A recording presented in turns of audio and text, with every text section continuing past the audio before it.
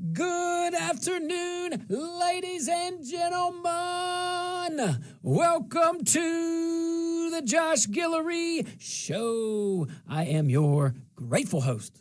Very, very, very, very grateful host. And in studio with me today, like most days now, Q-licious over there. What's up, Q-Magic? Oh, having an absolutely lovely day. Well, that's good. It's and you know, you got cooler nicknames now. You know, we're adding to the portfolio. All right, guys, we're broadcasting live from the mothership, rumble.com. Go check us out, Rumble, like Rumble in the Jungle. But I want to see you. We got some early birds over there. Appreciate you guys. Get that chat rocking and rolling. Let me see you. Also broadcasting live from the KPEL studios here in Lafayette, Louisiana. And shout out to our KLFI Plus viewing audience. All right, man, let's jump into it. We got some stuff to talk about today. Woo, my goodness.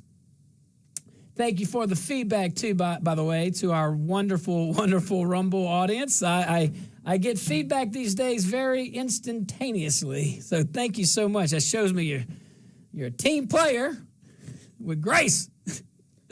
All right, let's talk about Snap. Like, oh, Snap. That's what I should have titled. Oh, Snap. What the hizzy-dizzy's going on over here?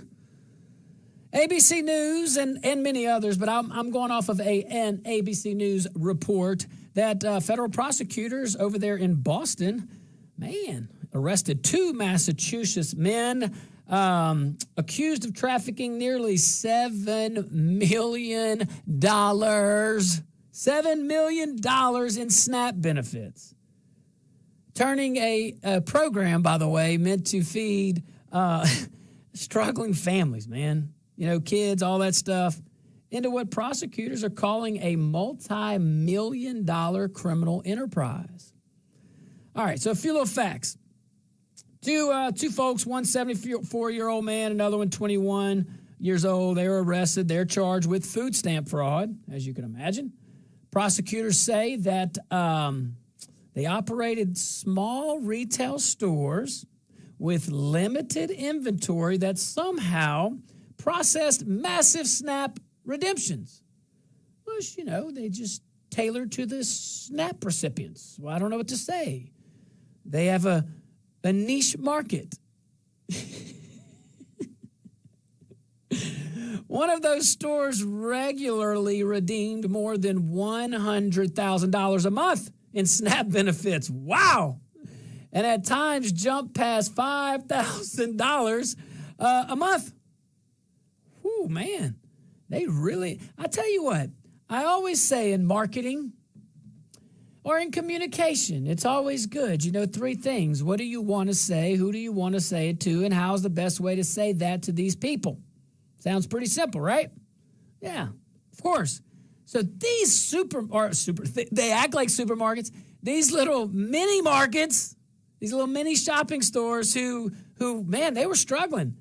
They must have mastered the art of communication. I'm talking straight up targeted demographic. Of course I'm joking. These guys are fraudsters. I mean, come on. All right, so for comparison, this article really did a good job. A full-service Boston supermarket typically redeems about $82,000 a month. That's a supermarket in Boston. Q, you know I'm licensed in Massachusetts? I did not. Yeah, that's right. Don't play, hey? Tell you what, guys, you want to know why we have a Constitution, go visit those museums in Salem, Massachusetts. Maybe avoid some of the other stuff, but beautiful place, beautiful history, or beautiful moments to learn from history. Some of that history is brutal, and brutal from an oppressive government that every day we get on these microphones to try to prevent. It starts with the little feel-goods, a little snap here, a little money there. A little feel-good legislation here until the next team gets inside the office. Oh, we'll talk about that next. Never mind. Or maybe later in the show. I digress. $82,000 a month is your average Boston supermarket, man. These guys, something made them feel very emboldened. That's what I'm like. Okay, we're hearing of all this fraud. There's a lot of fraud being exposed. I didn't realize it. I don't think many people did. I don't know why. I don't know what the reason is. I'm not prepared right now to rush in to say that media covered it up or anything like that. I'm just saying, I'm just noticing it, okay? Maybe this DOJ really, genuinely and objectively saying this, perhaps they are focusing on that more than the prior DOJ. It wouldn't be hard to convince me of that, but I'm not quite there yet. I'd like to see the tape be played a little more because I feel I have that duty to you and to me. So, anywho, I'm noticing that, and it's look what's happening here, Lafayette. Look at Acadiana locally. There's been a lot of folks, Louisiana, a lot of folks that apparently were doing some stuff. Man, that's crazy. It's crazy to think about. So I always ask, why in this day and age, how do you feel so emboldened? You know what I mean? How do you feel so emboldened? This fraud stuff. People steal, the government's not going to have an accountant? Well, I don't know, man. No, I take that back because in 2023 or 2024, $500 billion unaccounted for fraud. So, yeah, maybe they do feel emboldened. Maybe these are the ones that got caught.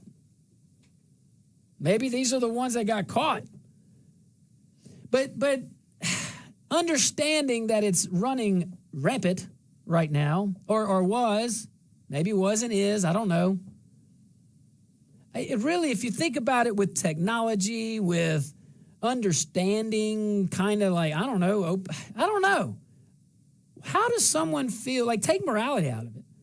How does someone feel so emboldened to do this fraud? I mean, this right here. Or again, going locally, we had someone that did something that a close family member got caught doing years ago. What? How do you feel that emboldened? Because I don't understand. Most people don't understand it, so it's probably not rational to try to reason or come to a reasonable conclusion on something so unreasonable. But so I guess we turn to the alternative and just have awareness and understand that it still can happen even today. So it's important to have transparency in government. It's important to know, the folks should be able to know every check that the government writes. I think every government, no matter how big, federal government, state government, we're going to open up the phone lines here in the second half of the hour like we usually do. I really do want to hear your thoughts on that. Hey, what's your thoughts on government, you being able to see the checks? I support it. I think that's great. I think it's a fantastic model. And I don't think the bureaucrats should win on this one. It's a lot of work. Actually, the bureaucrats, okay, guys, I was in on this. Not in on this, but I was in when this was a discussion. The bureaucrats never fought back on it, in my experience. It was always the politicians. It was never the bureaucrats. Bureaucrats, you win on this one. The bureaucrat party, win. Because there are three parties. There very much are three parties. There's probably a fourth party out there. See, elites are good, man. They're like trans party. They're trans too. But they ain't transgen like me. All right, let's take a little break. Transgenerational. Get off. I got to explain myself here. I don't want the audience to get confused, especially if you're just tuning in. All right, guys, stick around. We'll be right back.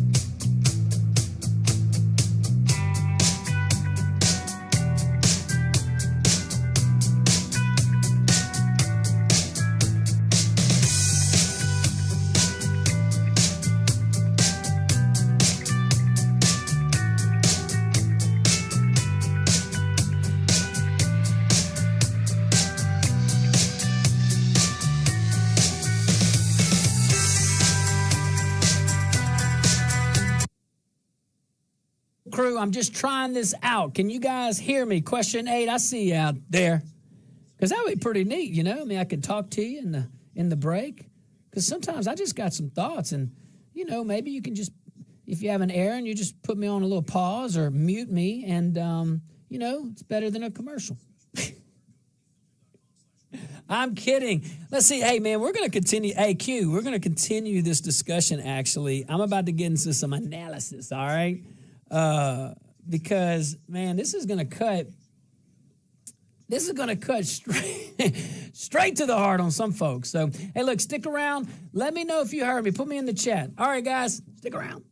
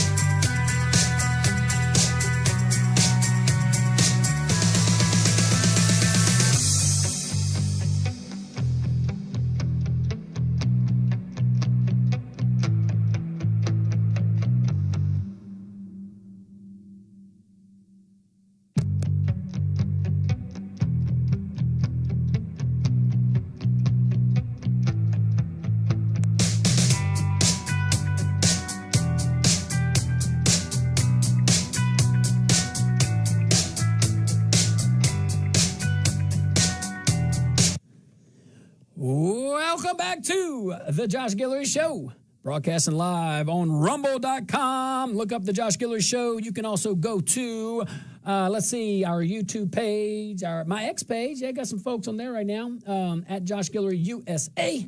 And let's see here, shout out to our KLFI Plus viewing audience as we broadcast live also from the KPEL studios. I'm with you, question 8. We just figured out how to do it. But you answered my question. Yes, wanted to see if we could talk to you guys on Rumble and YouTube during the commercial break. Why not, you know? Hey, I keep yapping anyway. If you want to listen, you can keep listening. If not, put me on the mute.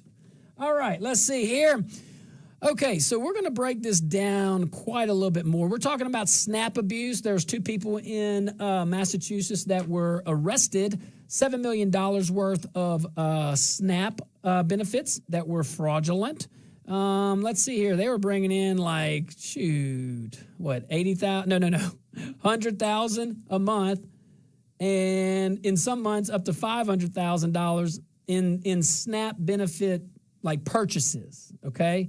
To put that in perspective, this particular article that we're going off of says that supermarket. Oh, we're talking about mini markets here. We're not even talking about like higher than a gas station, convenience store, lower than much lower than a supermarket. Mid-range, I guess. I don't know. But supermarkets in Boston, according to this article, says $82,000. $82,000 is the average. And I'm going off of an ABC news report that came out earlier today, okay? All right. So let's talk about this, man, because I'm telling you this story. You might be asking, like, hey, why are we talking about Boston? Because it's important. Because it could happen here. And this is your money, by the way. It's our money. We pay it. Those fine folks in Hawaii pay it too. They might be interested. Please tune into the Josh Guillory Show. You get some good stuff. But this matters because it cuts straight to the heart of something conservatives have been saying for years. That's why it matters, okay? Fraud is real. Abuse is real. And when it does happen, the people who suffer first are the people that these programs are supposed to help. For years, not just conservatives, many Americans have said that. I mean, man, SNAP exists so kids eat dinner. I mean, so kids can eat dinner, so seniors are not choosing between groceries and medication, like real stopgap measures here. So families can get a little breathing room when times are, tight. That's the whole point. Most Americans understand that, Republican or Democrat. Most Americans understand that. What these two men allegedly did was hijack that trust. They didn't game a spreadsheet, man. This wasn't like them versus, these little whiz kids in some room. They didn't exploit a loophole buried in some manual's fine print of footnotes. They took food out of mouths and turned it into cash and liquor. Remember, it's like a convenience store plus. I shouldn't even call it a miniature market. Supermarkets were bringing in $82,000 a month average in SNAP benefit purchases. These cats come in $100,000 to $500,000, averaging about $100,000 though. But the article noted more than a couple months, up to $500,000. I mean, man, think about that. Just like let that sit in. And here's what jumps out. A tiny corner store plus, okay, pulling $500,000 a month in food stamps should set off, here's the problem, it should set off alarms immediately. And that's why my question is, again, it remains, how in 2025 going into 2026, how do these people feel that emboldened? The only thing I can think of is, you had over $500 billion, more than $500 billion that earlier in this year we found out. I think it was for fiscal year 23-24. Don't quote me on that, but it's one of the recent years. Does it matter? Does it matter? $500 billion in fraud that's unaccounted for. Fraud, waste, and abuse. Even if it is accounted for, I don't know how you account for it, but whatever. That's the only thing that I can think of is that they're playing the game of numbers, that they won't catch them. That's the only thing I can think of. See, I don't know about you guys, but I try to rationalize things when I don't understand. When I can totally get disagreeing. I'm a lawyer. That's what we do. I'm kidding. We bring diversity to thought. Said very well. All my lawyer friends like, would you please shut up? You do not speak on behalf of our profession right now, please. No, but I really do. I try to, because I can understand a disagreement. Hey, I am pro-life. That's a value of mine.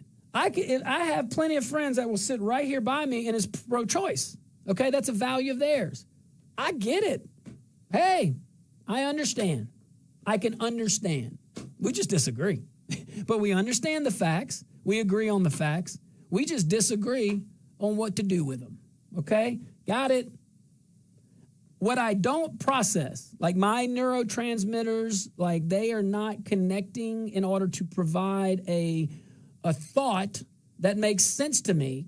And maybe you guys can make sense of it in the next hour or when we open up here next segment.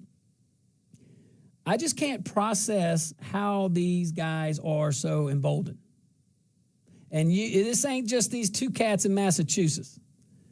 That is in your local areas, your states. I mean, I'm only saying that because look at recent events. You can look for all of our Louisiana audience. Just look at just the last couple of months. I mean, I was taken back by that, and that should maybe that's my forced naivety on some of these. I say forced because I choose to try to find the good in people.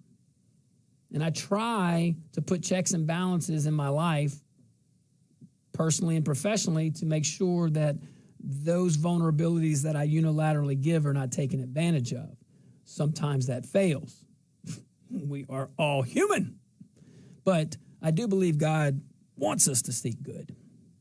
Just see, genuinely. What? Oh, yeah, that was a hand and arm signal. All right, guys, stick around. We get back. Ooh, my favorite part. I want to, come on now, talk to me about this. You think that fraud is going rampant? What about these two guys in Massachusetts? Let me hear from you. Be right back.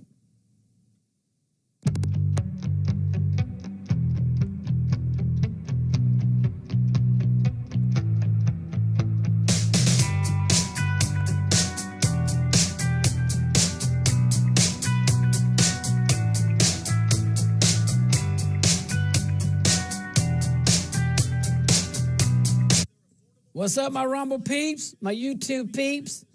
I don't know if KLFY Plus is going to run this or not, but if so, what up? Hey, look, we're in a commercial break. Thank you, Question 8. You have put the pressure on me now, okay? So if the great Dan Bongino is doing it, was doing it, well then, come on now, I gotta up my game. Hey, really though, I do. Phone lines are open 844-766-6607. Maybe type that in, Q, if you can. Oh no, they'll be up on the screen, huh?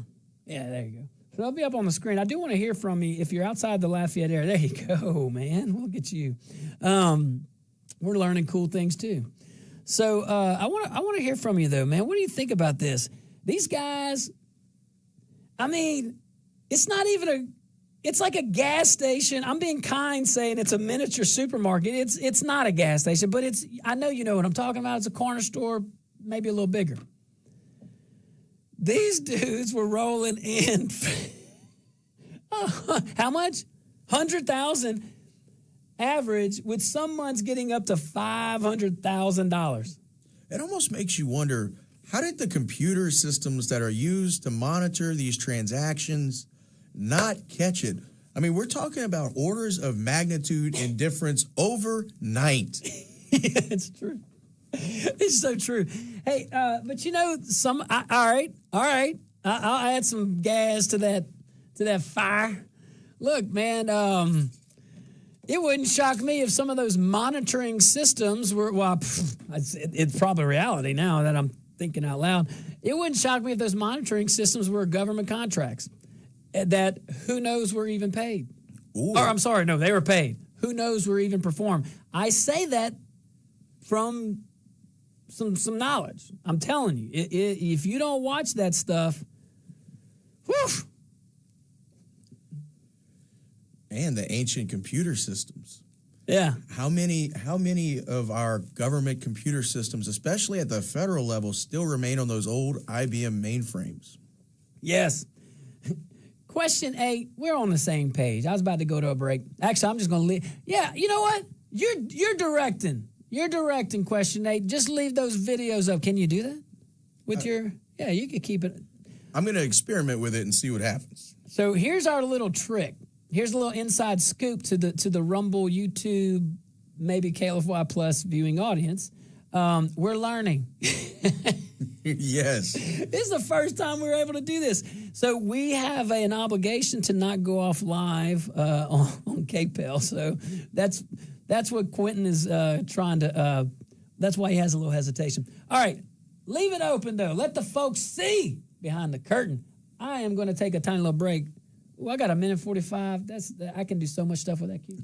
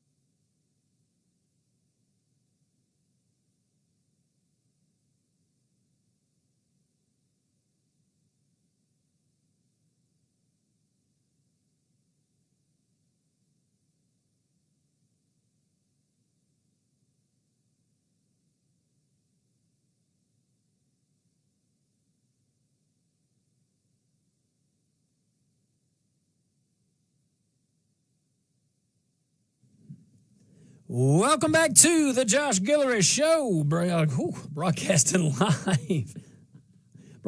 live from the KPEL studios here in Lafayette, Louisiana, also broadcasting on our mothership, rumble.com. Go to rumble.com, check out the chat over there. We need to ramp it up over there. Question 8's feeling a little lonely. Come on now. All right. Hey, also, guys, if you hadn't taken the opportunity to give us a little follow on Rumble, do so. We can check out some special content coming out, all the good things. It is free the whole day, all day. Isn't that cool? Do you pay? I don't pay. I don't. No. All right, so on this topic, I just want to remind everybody, okay? We're talking about fraud and SNAP and how it relates to your everyday, ordinary American and how this takes it out of their, like, this fraud is not like us versus the man. You're not battling an algorithm or any of that other nonsense. And I'm making this stuff up, if that's even how they do it. But this is like real people. And it's like your real money. These guys are on, like, they're charged of $7 million. And they run basically a corner store plus. I mean, think about that. Like, they didn't think. Anyway, I bet you Warren understands. Warren, what you got, Warren? Oh, you're so uncompassionate, Josh. How do you want these people to pay for their hairdos and their nails and their drugs? You know, they got to have a place where they can turn their SNAP benefits into cash. You know, and by the way, Shazam, Trump, 28, Democrats, rhinos, God haters, and losers, 0. Hey. All right. Oh, Warren. Okay, call back, Warren. I'll get you back on. Hey, but Warren, when you call back, no, that's not my point. It's not the folks. It's these two criminals that were pretending they took the money and didn't do anything. Or it's $7 million of unjust enrichment. It's $7 million. That's a civil term, but you get what I'm saying. $7 million of, I mean, when you're talking million, we're talking about $1 too much, but millions of dollars here. It's on these two people, these two illegal actors. I'm just curious, how the heck do they feel that, like, emboldened to do that? It's a culture thing, I'm telling you. And I think they play the odds. That's, all right. I had this discussion last hour about rationalizing. That's the only thing that makes sense to me, is that these guys are risk takers, and they just, and they're gamblers, I guess. They go, hey, you know, the chances of them finding it, actually, I think they say, you're saying there's a chance. All right. Warren, clarify. What you got, brother? Well, you see, when you have a government, you know, that governs over us and they don't allow drug testing, this is what you get. They allow stealing to go on because they're busy drinking and snorting their cocaine. And what do they do after they drink and snort cocaine? They want sex. So it's drugs, alcohol, and sexual addictions. And these people are governors. They're not watching the store, Josh. They're allowing this to go on. It's outrageous. But this has all been planned. They had some bean counters in Obama administration. This was all planned, Josh. Thank you. Hey, thanks, Warren. It's like, I don't know if it was directly correlated with these two individuals, but I think one thing I can agree with you on, Warren, is the culture, and that planned or not planned, it took a lot of people over several administrations deeply entrenched in the system to get us here, and maybe not even on purpose. I would bet you the bureaucracy is so bad, or was so bad, and probably still is. I know it is. We know it is. That the entangled web makes it almost impossible to catch some of this stuff. So that's why I say the only thing that I can think that is rational here is that why they think they can do this and get away with it is I believe they play a numbers game. I don't know. But that number, that just... I don't know. Do you guys agree? I just feel like those numbers do not favor the criminal. That's some either extreme delusion or just extreme I don't care. All right, let's go back to the phone lines. Hey, caller, you are live on the Josh Guillory Show. What is your name? Where are you calling from? Hey, good afternoon. This is JP. JP. Oh, we got JP. Q's still learning those numbers. It's okay. Give him some grace. What up, JP? I've been going a little while. Guys, they do it because we've shown them that they can do it. We do it because we've allowed them to do it and have no repercussions. That's why they do it. There is no risk to them. They are not playing the numbers. They have no consequences to fear, especially in a place where you have a leader like Tim Walz, who probably is going to help you sweep it under the rug. If we were criminals, Josh, any Americans were criminals, and we wanted to play a system, and we went into a foreign country, we would probably, to get our fix or to get our job done, we would go through a couple of provinces, a couple of states where we would get severely punished for doing what we were doing until we found one that would allow us, and that was, quite frankly, stupid enough to let us get away with it. And so these Somalis, any immigrant from any country that's coming into the United States is going to find a state, and they're going to find a place that's sympathetic to what they want to do, and they're going to find the stupid people that they can get over on. And they found one in Tim Walz, and they found one in Minnesota, and they're going to continue to find stupid people in stupid blue areas where stupid liberals are going to allow them to get away with what they want, and there's no consequences. So until there's consequences, it's going to continue. That's the way I feel about it. Man, JP, I was just sitting there listening. I think a lot of folks were too. Hey, appreciate that. What? So you're hitting on, we talked about a little bit of this a couple weeks ago, I think, but you're hitting on something that resonates. And they have a really good formula in Minnesota. Think about it. They have Tim Walz, who is absolutely a puppet. I mean, geez, this guy is such a caricature, whatever. I mean, he could make him like a cartoon figure. I think bobbleheads of Tim Walz are just regular characters of Tim Walz at this point. You think so? Just kind of, and then falling off the stage or something? I throw that in there, or tripping over something, which I could do too, you know? Well, I hear you buy one and then you get charged 3 more times. Oh, that definitely, well, that would make sense. I wouldn't agree with it, but that makes sense, you see? But think about this. They got Governor Walz in the state executive branch. That's a lot of power, and that's a lot of oversight that oversees, his administration oversees the federal funding coming in. You got Omar, Representative Omar over there, getting the federal funding, literally creating a program. And what freshman congressman does that? Exactly. Maybe she wasn't a freshman when she did it, but what junior? We already discussed 6 people at most run Congress. She was a freshman. Yeah, there you go. So a freshman, I just threw that in there. Wow, a freshman representative. Who does that? So yeah, there's obviously the ingredients or the appearance of impropriety exists. The appearance of impropriety at minimum exists. And look, I am convinced or not, I wouldn't be shocked, obviously, if there are other folks involved. Very interesting times. Very interesting times. So I'm debating on going to Brown University Police Department here or the Trump Kennedy Center. And I have to go to the Trump Kennedy Center.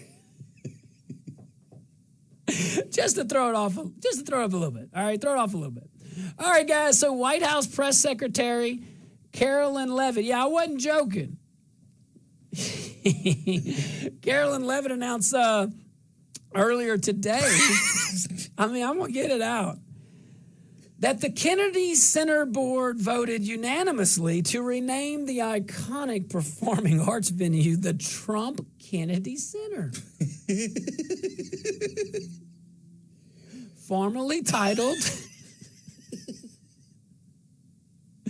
the Donald J. Trump and the John F. Kennedy Memorial Center for the Performing Arts. I will tell you, that one shocks me.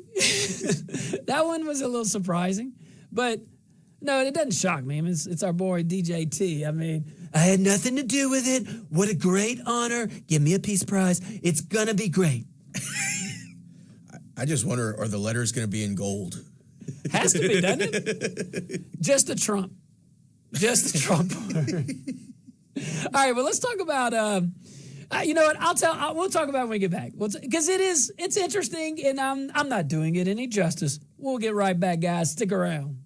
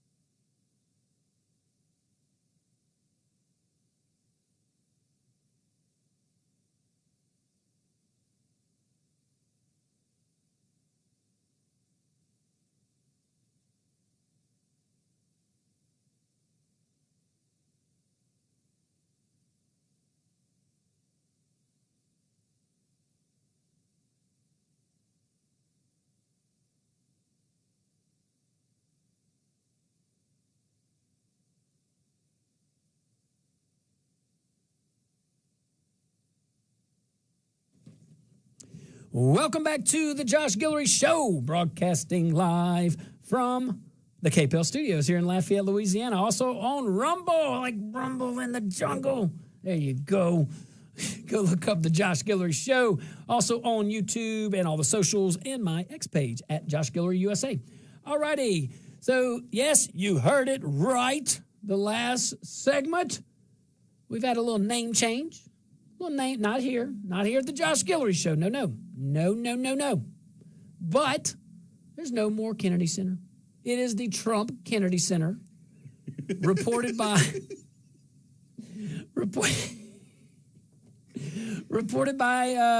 press secretary, White House press secretary Caroline Leavitt. Caroline. So she said that the Kennedy Center board voted unanimously. And if the formal name is I know everybody's on pins and needles. You got to make sure you get this right.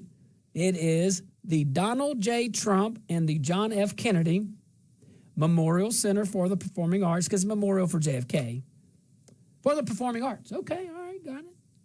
So according to Leavitt and confirmed by Kennedy Center leadership, apparently the boards credited President Trump with, and this he really probably should get more credit than what he gets for this. If you're into it, if this is like your thing, which may be a lot of Democrats, but which is sad because us conservatives like art and performing arts too. I certainly do.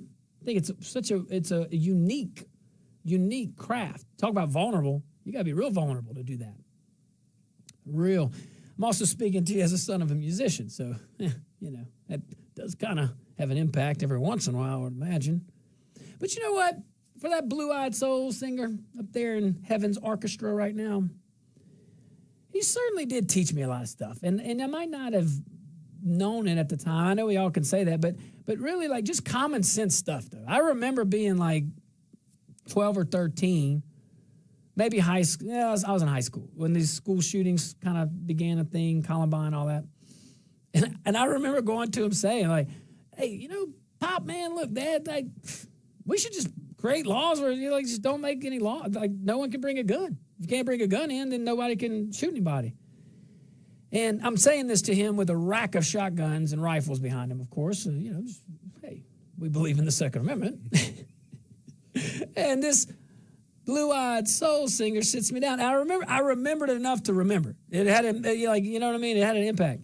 And it's so common sense, and probably a lot of folks have had this conversation. He's like, hey, son, if we do that, then the only people that's going to have the guns are the criminals. So what the hell is wrong with you? He didn't say that part. Probably thinking it.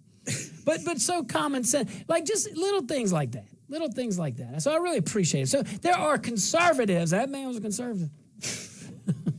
Limited government. But very much a believer in the arts. Did it for a living. Wasn't an accountant by day and musician by night. Dude, that's what he did. So, yeah, it had a little impact. Made me see some things that some conservative family households wouldn't see. Going to places I shouldn't have been. It's the 80s. All right, so the board's statement here, and this is the Kennedy board, all right? I mean, he really should. So they're crediting President Trump with basically stabilizing the institution after financial distress. That was open. This is all public. Overseeing physical restoration. That was earlier in the year. I mean, and he's not done with his first term. Like, that's what I'm saying. People want action. People want just do something. Stop talking. All right, and this happens to be within the purview. It's a weird dynamic, the Kennedy Center. I've learned a lot about it over the last year, it seems like. But also they credit him with reversing what they call, and check this out, as reputational decline. They say he credited President Trump for this improvement.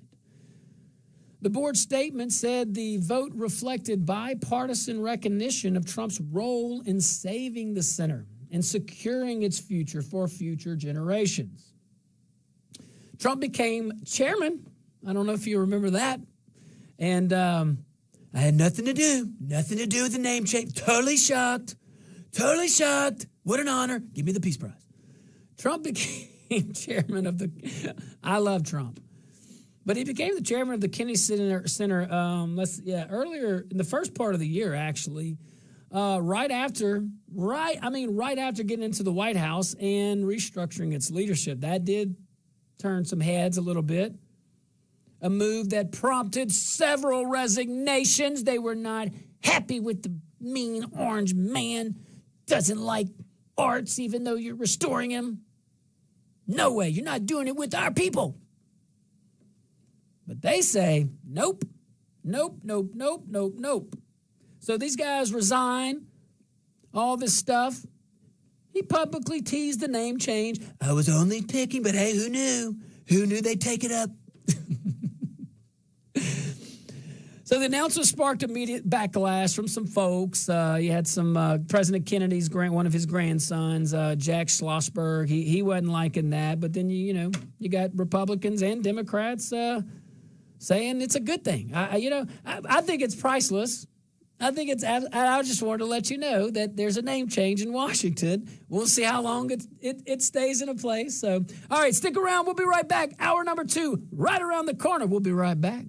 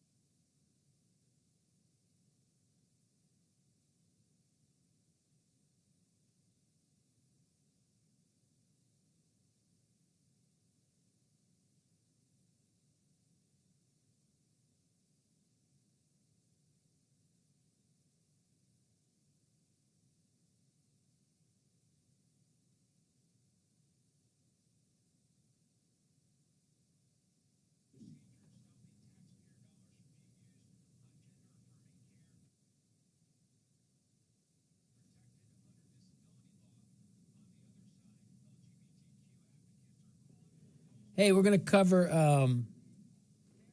the situation in Brown University, but I'm not coming at it at some kind of anything to do with these little terrorists, because we do not want to glorify that. Especially, Q had a point just now. Especially when these victims get basically virtually no recognition. You know what I mean? So I don't know if your mic's on or not. No, now it is. Oh, you're doing traffic. He's on getting ready for traffic. Hey, look, we're about to cover the situation, but we're going to cover it from an epic failure of culture, and it's surrounding this DEI mentality, but this is real consequences. So, look, stick around. We'll come back at the next hour. We'll stay in this commercial break. Q, good luck on the traffic. Thank you.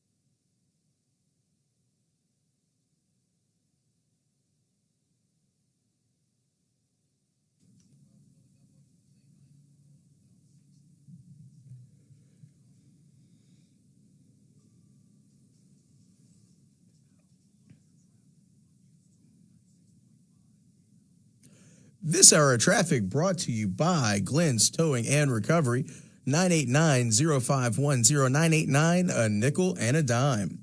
Traffic is not looking too bad at all right now, with a minor roadway hazard on I-10 East around Lafayette, so if you're on I-10, be aware of that. A minor traffic accident without injury, Grayford Drive at Hunwell, and a traffic accident without injury on the North University Avenue at Prejean in Carencro. This hour of traffic brought to you by Glenn's Towing and Recovery, 989. A nickel and a dime. A nickel and a dime. Stay tuned. Hour number 2 of the Josh Guillory Show is up next.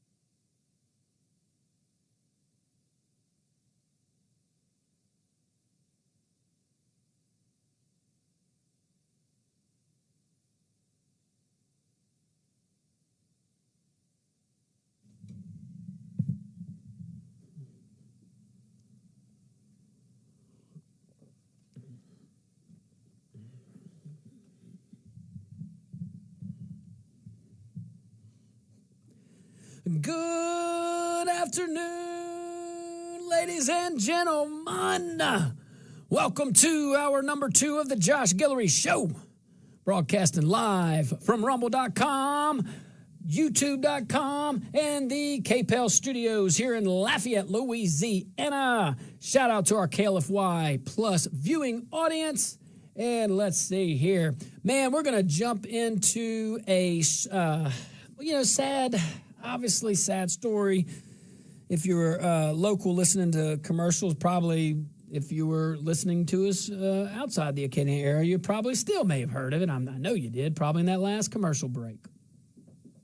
Very sad situation over there at Brown University. We are not going to glorify terrorists, especially when the victims basically get just ignored.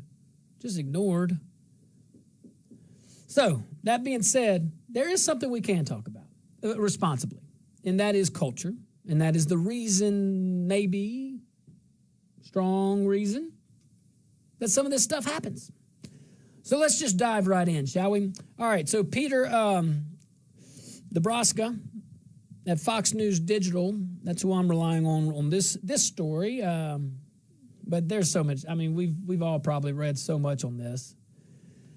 But he's talking about the reports at Brown University regarding the mass shooting and the growing scrutiny. Now, he writes very well on the growing scrutiny of campus police leadership after 2 students, were sadly killed. 9 were injured. But the scrutiny goes back quite some time. And when you really look at it, like really, really peel the layers of the onion back, it's pretty evident. Easy to be a Monday morning quarterback, easy to have hindsight. I get that. But there sure is some ignoring of some valid concerns. All right. So we know the facts. Gunman opened fire inside a classroom building. We know all that. Killed 2, sadly. 9 injured. Now, Brown's vice president for public safety and police chief, Rodney Chatman, that's Chatman. Now, he had already faced votes of no confidence from campus police unions before the shooting. Officers raised concerns about leadership. They talked about the department's readiness. Big Tib, you're a little late, but never late to the party. You see me? I see you on Rumble. But Brown University PD officers had already raised some flags with their union. And it doesn't seem to be any kind of like inside politics.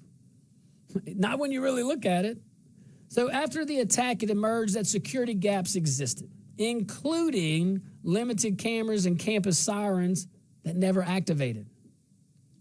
Yeah, that's alarming, no pun intended. But Brown's public safety department has spent years emphasizing DEI initiatives. That's a fact. Listening sessions. Okay, all right, it depends. I mean, those things they are whatever the people putting them on want them to be. I am just telling you. They are whatever, all those little listening sessions, they are what the people putting them on, what the rhinos and Democrats that are putting them on want them to be. Community engagement, okay, wonderful, if it's sincere. But critics, even people that were former supporters, okay, are now coming out and questioning whether core security positions, core security priorities, should I say, were neglected. It's a culture. Brown University is one of the most elite institutions in the country. Massive endowment, world-class academics. And I keep saying, how can so many smart people be so dumb? Endless resources. I mean, it's Brown University. It's not a school scraping by. It's not your local community college doing a car wash fund drive so that they can hire a part-time math teacher. Shout out to our community colleges. We got a really good one here in Lafayette. Seriously. But when you, I mean, look, I think what makes this hit even harder, okay? Like with the folks really, what we're really concerned about. When you run campus security, the job is painfully simple. Painfully simple. Keep people alive. That is the job. Don't overcomplicate it. Don't create problems that are not there. Don't create things because you're bored. If you're bored, you're a non-essential worker. Why are we spending tax dollars on you? This is not hard. This is bad politics that led to bad policy. When you run campus security, the job is easy. No. The job is hard. The mission is simple. The job is painfully hard, too. Painfully hard. They do have extra sensitivities that regular police departments do not. And they have their own missions. Everybody has their own mission, I guess. But the goal is simple. The mission is hard. Keep people alive. So the mission is already hard. Don't make it harder by screwing your resources, meaning your human resources, meaning not hiring based on merit, but being racist. I thought we were trying to get rid of that. I thought Democrats didn't like that. Rhinos. I know it's hard. You can't take positions. I get it. Not on these little squirmy little issues. I can't say I'm against DEI because my voters won't like that. But I'm a Republican. That's how I envision that voice, like those conversations. You see what I'm saying? You think I have some objective data? Hey, you know who is objective and understands? I know, guys. I kind of went on a little tangent. But these guys get it, man. And talk to my boy Clay over at C-Safe. Look, actually talk to all those folks at C-Safe. They're local. When strength matters, when custom matters, when failure's not an option, C-Safe delivers. C-Safe FRP products. They're engineered to resist corrosion, reduce maintenance, and outlast the competition in the harshest environments, from offshore platforms to wastewater treatment plants and everywhere in between. Their products are American-made. They're manufactured right here in Acadiana by American workers. Check them out, csafe.com, S-E-A, just like the ocean or the Gulf of America. Oh, yeah, we'll be right back. Stick around.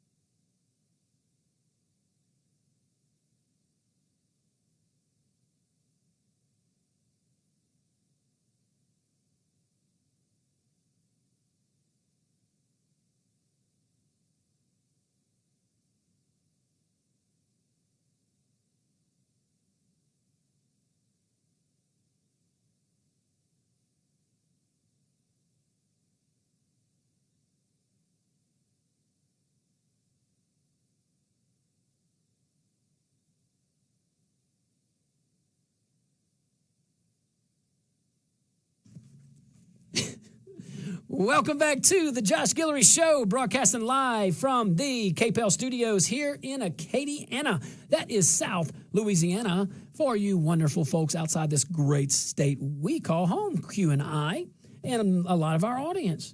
Also broadcasting on rumble.com. We appreciate that chat. Chat is starting to warm up. Certainly appreciate you. Go to our YouTube channel as well. Our mothership is rumble.com. I'm sticking with it. I reserve the right to jump off the boat into a little, life raft. I ain't even gonna talk. See, I wasn't even gonna mention the ocean. Okay, I was even kind of like my friends at Sea Safe. I was like, I might even take a pause for 3 days, give them shout outs because my dear Black Knights of West Point, well, Navy beat us. So congratulations, Navy. It's a good win. It's a good game. Go Army. But let me tell you about this. Speaking of sea safe, SEA, just like the ocean. Sea safe. When strength matters, when custom matters, when failure is not an option, Sea Safe delivers. Sea Safe FRP products are engineered to resist corrosion, reduce maintenance, and outlast the competition in the harshest environments. We know all about that. Their products are American-made. Boy, and they were American-made before these tariffs came in. This is a genuinely ethnocentric-driven event. I think I used that word right. But their products are made in America, right here in Acadiana, by Americans. Check them out, seasafe.com, SEA, just like the ocean. So we're talking about Brown University. We're talking about the sad deaths and shooting up there. But we're also talking about a culture that was created by this police chief and his administration.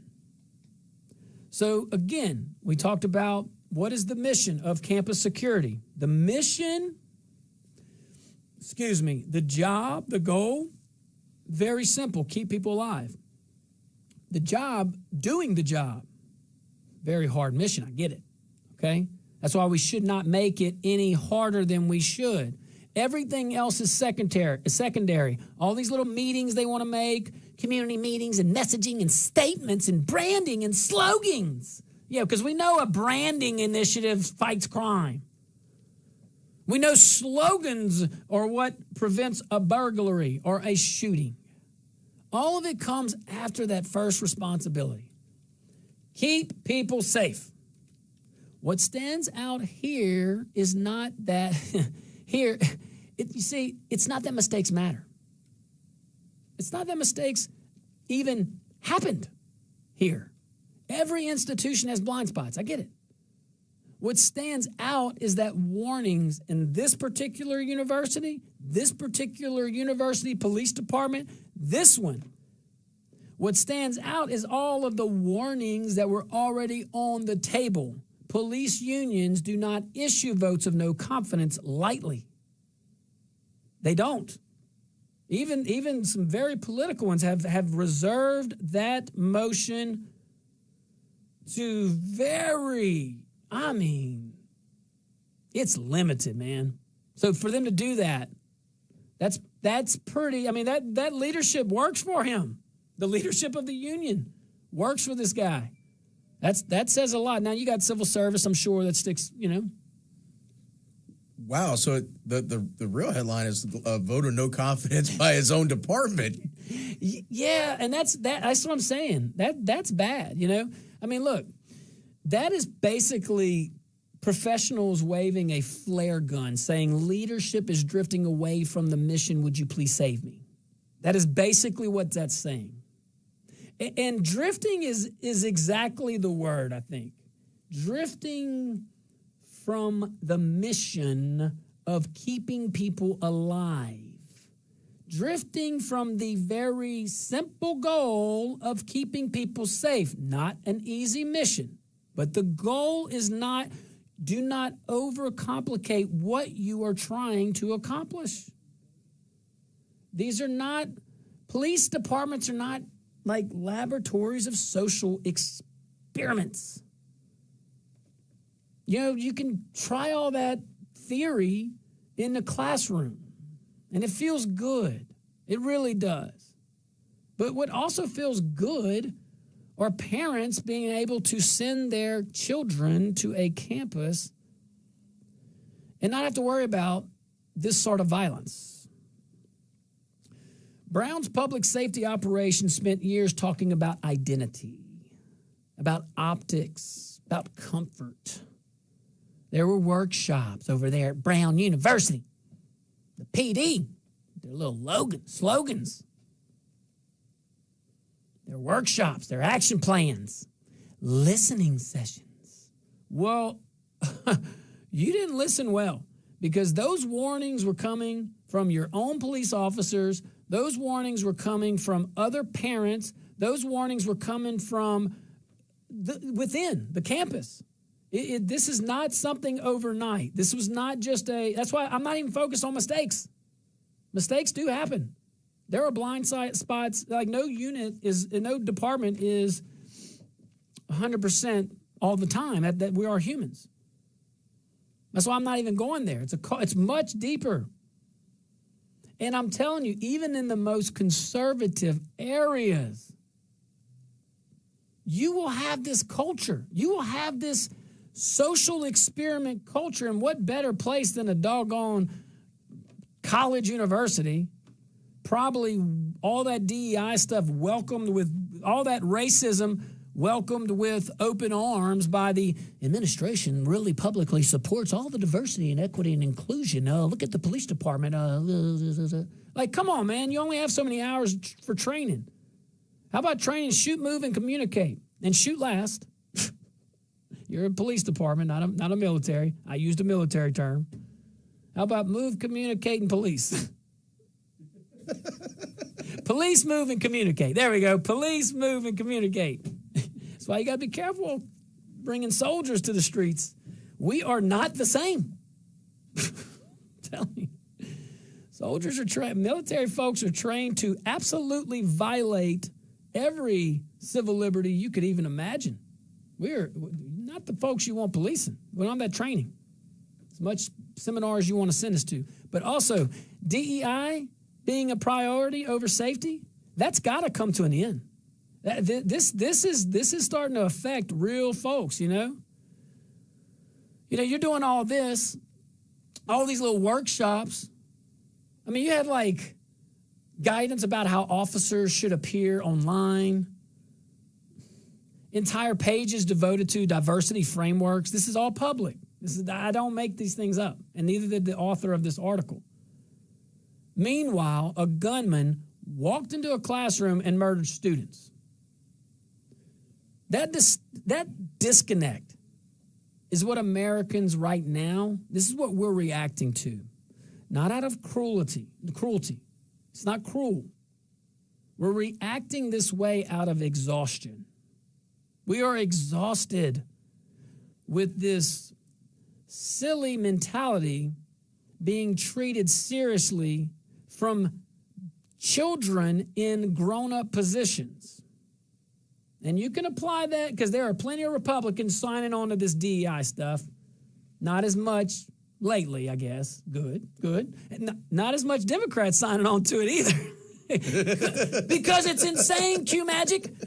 All right, stick around. We'll be right back. Renee, you have been patient, my man. I'm coming straight to you. Phone lines are open.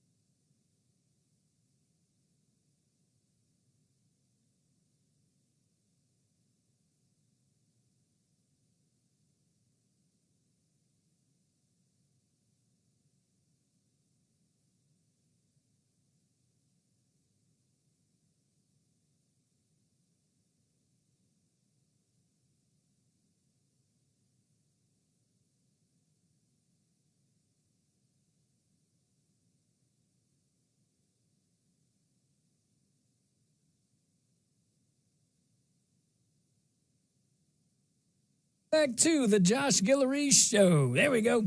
Broadcasting live from rumble.com. Let me go see you over there at rumble.com. Appreciate the chat, my folks, my peeps. Also on YouTube, all of the socials. Go to my X page at Josh Guillory USA and shout out because we're broadcasting from the KPEL studios here in Lafayette, Louisiana.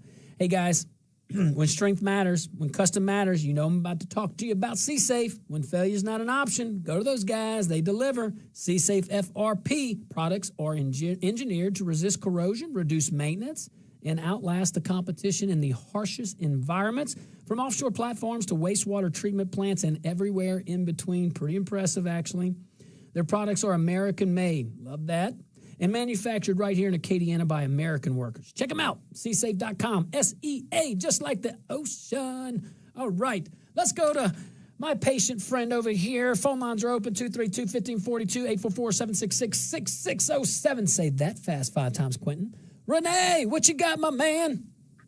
I got, you know how companies have different businesses that sometimes don't relate what their logo represents. Maybe we should diversify schooling, maybe even have a government jumpstart like American Airlines, you know, McDonald's, Burger King, Walmart, Whitney Bank, anybody to give a choice so that way this hard-earned money and give the parents and the students the money to buy their education personally, so that way we could paid for quality education. Like all this DEI stuff could have been actually active shooter training or active shooter reaction drills or firefighting, or have a safety day where everybody has a fire extinguisher, know how to use a fire extinguisher, know how to use some kind of first aid, know what to do with active shooter, maybe like options like stay still and hide, and as long as you compromise, throw something at the active shooter. React. You'll have a better citizenry. The better citizens, anyhow, they bolo out of school and do nothing with it. You'll have a better citizen overall. They know how to fight fires, how to react to active duty. Yeah, good point. Hey, Renee, we got to move on. But look, great points about using the resources you have in the most effective way to accomplish the goal. That's whether you're digging ditches, potholes, filling in potholes, repaving a road, drainage projects, training your planners, your city planners, grant writers. I can go on and on and on. It's not just police officers. I mean, it's not just the public. I think Renee was talking about some of the students maybe on campus. I get it, that too, because at the end of the day, personal responsibility is the most important thing you can do to contribute to society in a positive way. Some folks don't adhere to that, and some folks like to violate the law, and that's why we need these police officers to be adequately trained. And it's, you know, I'm not mad at the folks, not mad at the officers. I'm upset with the culture that is hijacking universities across our country. And when it bleeds into police departments, hey man, I got 2 in college, okay? And you know, if the last one doesn't get arrested, she might go to college too.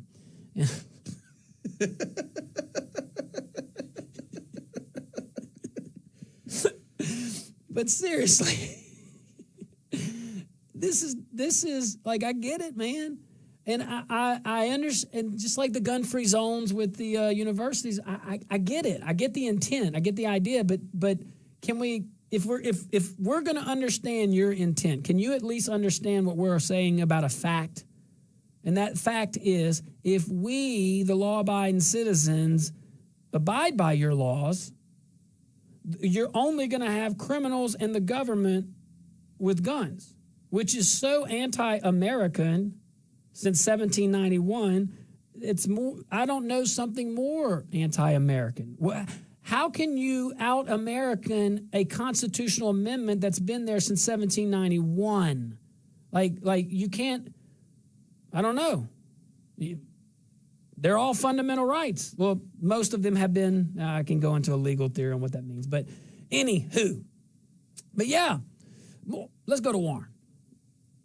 Warren, what you got, buddy? Well, you know, Josh, it's gotten so corrupt. Y'all were talking about them food stamps and how they swindling the government. You know, it's bad. when you go to old trailer parks that have been run down forever and see brand new $60,000 Blue Wave boats parked out there. But, you know, what went on last weekend, Renee's talking about all this violence and stuff. You know, they're getting a warm-up for what they fixing to do to us because there's a lot of people in trouble, and they're going to pull something, Josh, all these people. Oh, I was going here. Sorry, Warren, accident, but you were on a roll. Appreciate you. Hey, look, we're going to move on to a different topic here. Warren, you call back in, man. We'll get you back on. I know you're on a roll. That was a miscommunication between us two teammates. Sorry. All right. Hey, look, we're going to go into this whole gender changing and all this stuff. It might make your blood boil. All right, so Melody Schreiber at The Guardian is reporting that the House has passed, is reporting on a couple bills that the House passed recently, like just hot off the press, which is aimed at stopping this gender-affirming medical interventions for minors.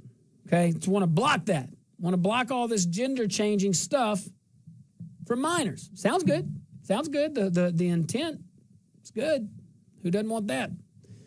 Including one bill, one of the bills would criminalize providers, and another would cut off Medicaid funding for these procedures. So it's two different ones. One looks at it from a criminal standpoint. It creates a federal crime. Then another one is talking about Medicaid funding and putting some parameters on it, putting some strings attached to it. Hey, that's what Congress does. When you let the federal government get this big, that's the games they lawfully play. Not moral, not even probably ethical, but legal. They could change it. You think they are? That's like saying, you think they're going to put term limits on themselves? Yeah. Oh, no. They only term limit other people, like the president, which was a good move. All right, so, again, let's talk about it. One bill, this one introduced by Marjorie Taylor Greene, it passed the House 216 to 211.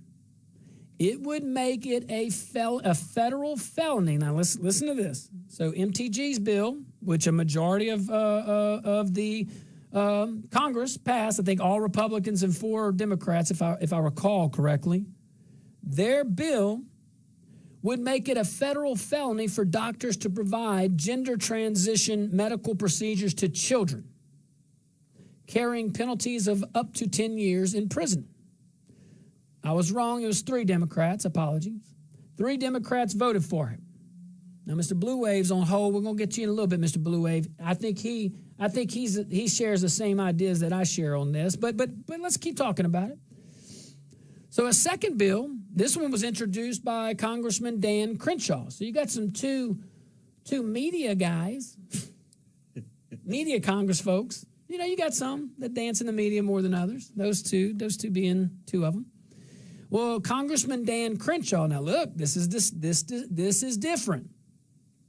It would prohibit Medicaid from covering puberty blockers, hormone treatments, and surgeries for minors. So it's more of a funding bill. More so saying, actually, it's if you're into the medical insurance, it's more of a formulary bill. It's saying what is not covered, basically. Now, this is the first time, hear me out, this is the first time Congress has voted on national restrictions in this area. I do want us to understand facts. I'm always going to give you truth. I'm always going to, that I know to be truth. If I make a mistake, I'll tell you. Feel free to call me out on it. We're live. Bring the heat, though. I'm kidding. Peace and love. Peace and love. Seriously, peace and love. All right, but look, this is different, though. This is the first time that our federal government is even asking the question as to whether or not we should put national restrictions in this area. The bills both of them, face pretty long odds in the Senate. But the House vote, that's a major escalation of the debate. That takes it to the next level. All right, we're going to take a tiny little break. When we get back, we're going to finish this thought, and because we could talk about it like adults. I got some thoughts on that. I think we should all chew on. All right, Be right back.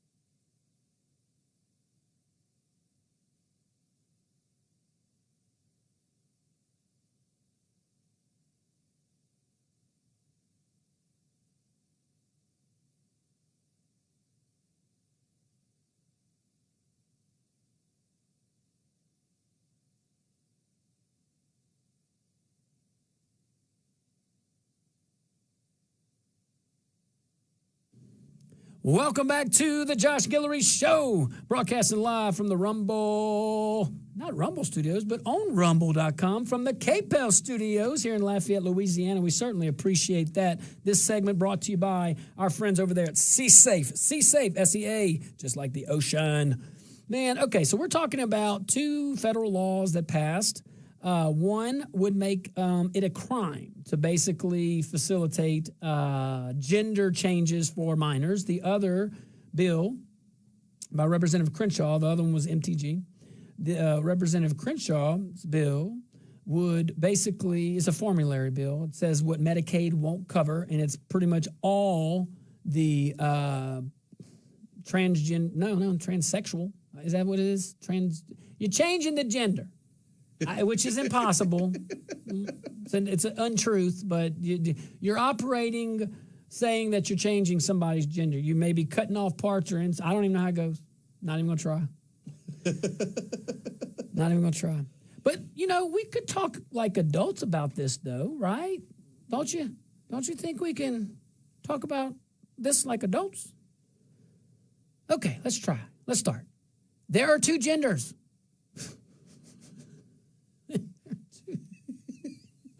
There are 2. Why? It's just like the DEI with the University Police Department. Why are you creating problems that don't exist? Why?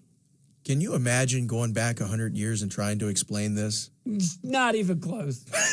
we would be in an insane asylum. We literally would be locked up. They would look at, whoa, you're even talking about, this does not exist. This does not exist. It's impossible. 2 genders, guys. We know this. I'm talking to the elites. Rhinos, male and female.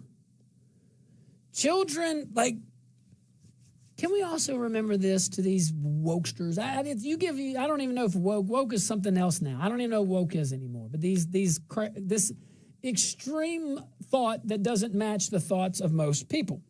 Okay? Can we please remember this? Children are not miniature adults. They're not miniature adults. They're children. They're still developing. They're developing physically. They're developing mentally. They're developing behaviorally. They're developing. Most Americans, I don't care your political ideology, most Americans understand that, like children are children, they understand that instinctively. That is not something that we have to read in a pamphlet. We don't need a community meeting. We don't need a little listening session. Parents know. Most parents, Americans, sorry. You don't have to be a parent to know that. Children aren't miniature adults.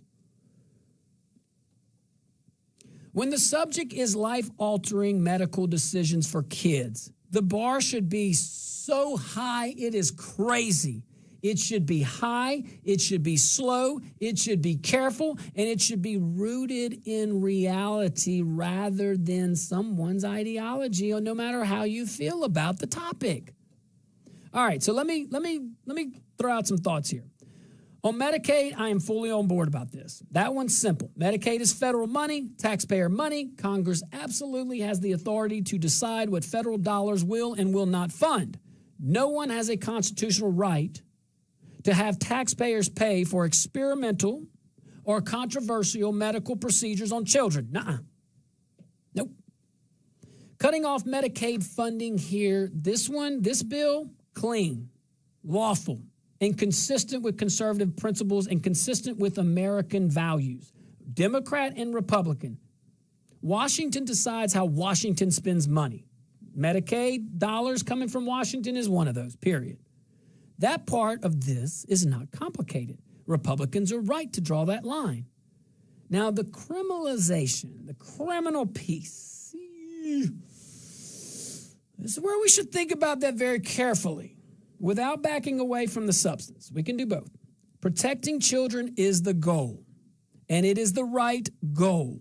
No serious person thinks minors should be rushed into permanent medical changes because of social pressures, activist doctors, or bureaucratic trends. That instinct is correct. But the federal government is not a general police power, and that matters. And we're running out of time, but I got to tell you that. medical licensing and criminal law traditionally live at the state level, and they do that for a reason. States can ban these procedures outright, and they should. We do. States can regulate doctors. States can protect children in ways that fit their communities and their voters. When Washington turns every moral question into a federal felony, it sets a precedent that does not disappear when the other party takes over. And everyone listening knows how this works. If Congress can federalize this today, then a future Congress can federalize the opposite tomorrow. The same tool cuts both ways. So we got to be very careful. I wish I had more time to explain my thought on that, because we can accomplish the goal without growing federal power. That's it. That's why I'm saying, my fellow Republicans, consistent. Look at the Constitution. All right. Woo, I wish we had more time. Hey, guys, thank y'all. What a great 2 hours. You carried the weight. And the guys on hold, sorry, I apologize. Thank you for calling in. All right, guys, be careful out there. May God bless you and be kind.